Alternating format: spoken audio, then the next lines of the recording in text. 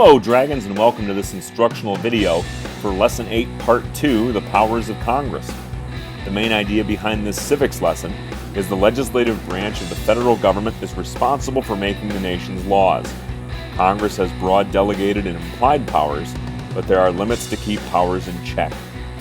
With that in mind, by the end of watching this video, you will be able to describe how Congress uses its powers to meet the goals stated in the preamble to the Constitution, and explain how limits on the power of Congress protects the rights of citizens.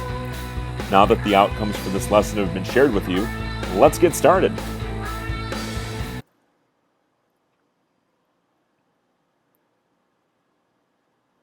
Each year, our cities, states, and nation face many problems.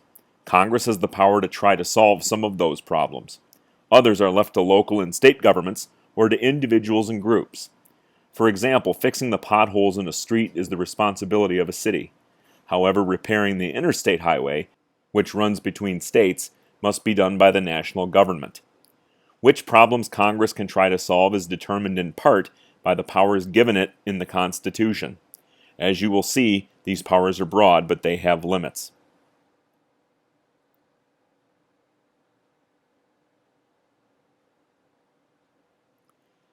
In Lesson 6, you learned that the powers given to Congress are known as delegated powers. Some of these powers are listed in the Constitution in Article 1, Section 8. In deciding which powers to give to Congress, the framers had the goals of the preamble in mind. These goals are to form a more perfect union, establish justice, ensure domestic tranquility, provide for the common defense, promote the general welfare, and secure the blessings of liberty. Each power reflects one or more of these goals. The term general welfare refers to the needs of all the people of a nation. Congress promotes the general welfare by making laws that help people live better. Many of these laws are based on the power of Congress to regulate commerce or business with foreign nations and between states. For example, a law sets up an agency which controls air traffic in the nation and writes and enforces rules for air safety. Another agency approves or disapproves increases in interstate telephone rates. Congress can limit commerce in order to promote the general welfare. In 1808, Congress passed a law forbidding traders to bring African slaves into the United States. Today, a law says that companies that do not pay their workers minimum wage may not ship their goods to other states. Congress also has the power to collect taxes and to borrow money. Without money, the government could not function. Any bill that has to do with raising money must begin in the House of Representatives. After a money bill has been introduced in the House, the Senate may then act on it by proposing amendments. In addition, Congress has the power to decide how the money it collects will be spent. In this difficult task, Congress determines how much money will go to education, space programs, medical research, law enforcement, and so on. Congress is said to have the power of the purse because it has final approval of the government's budget, or plan for raising and spending money. With this power, Congress has the ability to act as a check on the executive branch.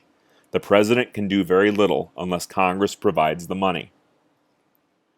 Congress has the power to establish and maintain an army and a navy to defend the nation. Congress also has the sole power to declare war. The last time Congress used this power was during World War II, when the United States declared war on Japan in 1941. In the 1960s and early 1970s, Presidents Lyndon Johnson and Richard Nixon sent American troops into battle in the Vietnam War, even though Congress did not declare war. In 1973, Congress passed a law called the War Powers Resolution, commonly known as the War Powers Act. The law limits the president's power to send troops into combat without approval by Congress. In the years since, however, presidents and Congress have continued to debate the question of when congressional approval is needed to send American troops into battle. Congress has the power to create federal courts below the level of the Supreme Court. In addition, the appointment of judges to these courts and to the Supreme Court must be approved by the Senate. Another power of Congress that helps to establish justice is the power to impeach or accuse an official, such as the president or a federal judge, of serious wrongdoing. Only the House can impeach. The Senate, however, has the power to put the impeached official on trial. If found guilty, the official is removed from office. In our history, 3 presidents have been impeached by the House: Andrew Johnson in 1868, Bill Clinton in 1998, and Donald Trump in 2020 and 2021. In each case, the Senate voted not to convict the president. Not all powers of Congress are specifically listed. A clause in the Constitution, often called the Elastic Clause, allows Congress to make all laws that are necessary and proper for carrying out the listed powers.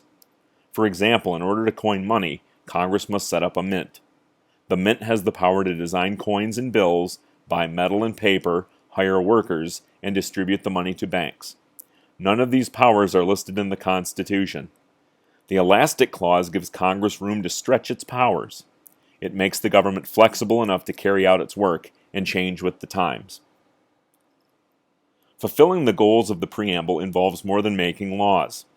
The Constitution grants Congress several important non-legislative powers. You have already learned about the power to impeach, the power to approve treaties and appointments of federal judges, and the power to propose amendments to the Constitution. Congress also has the power to conduct investigations.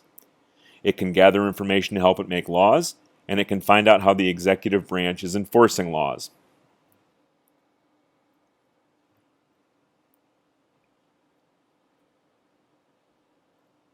There are both general and specific limits to the powers of Congress. The general limits come from the system of checks and balances you read about in Lesson 6. The executive branch is able to veto proposed laws, and the judicial branch can declare laws unconstitutional. The specific limits are listed in Article 1, Section 9 of the Constitution. The most important of these limits protects the rights of citizens. In some countries, a person can be held in jail without having been charged with a crime and given a trial.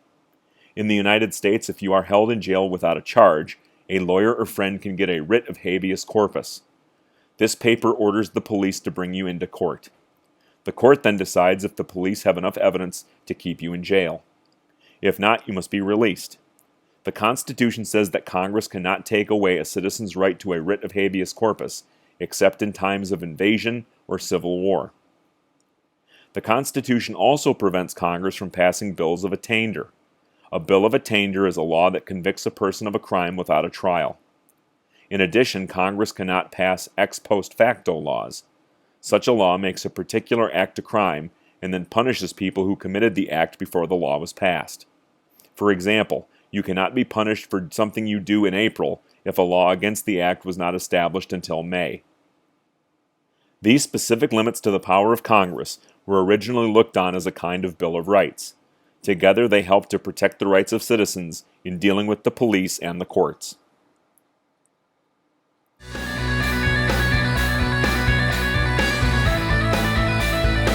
So that's the way it is with Lesson 8, Part 2, The Powers of Congress.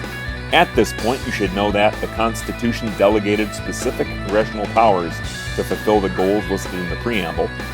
Congress may use powers under the Elastic Clause to make laws that are necessary and proper to carry out its delegated powers. The system of checks and balances limits the powers of Congress, and other limits on legislative powers protect the rights of citizens. Don't forget to subscribe to my channel to have the entire catalog of civics videos available at your fingertips. Click the subscribe button and then click the follow bell to receive notifications as to when the channel is updated. Thanks for watching, and I'll catch you in class, Dragons. See ya!